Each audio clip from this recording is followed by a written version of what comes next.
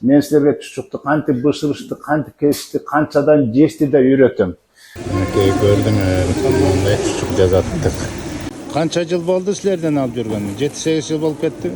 Андан ашып кетти, Мынакей мына сөөктү азыр кесип эле салышыбыз керек азырынча. Биринчи этти салабыз, сөөгү жок кылам, келе чучукту сөөк кесип тешип алат. Эми чучукту салып туруп, мындай бышырабыз, андан дагы сүйлөшөбүз. Мынакей этти көптөр айтат, кайнаган туз салат, кайнелекте дейт. Менин билишим боюнча сиңиш үчүн, жакшы болуш үчүн тузун бир аз көбүрөөк да кылып туз салып алдын ала. Анан мынакей буркулдап өтө кайнатпай, жай кайнатып, катуу кайнатса эт катуу болуп калат билесиңер. Жай кайнатып бышырыш керек.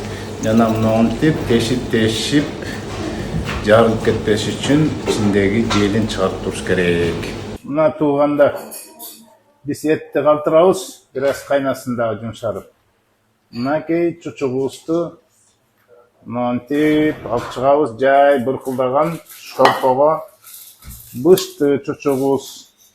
Муну муздатып туруп анан кесебиз.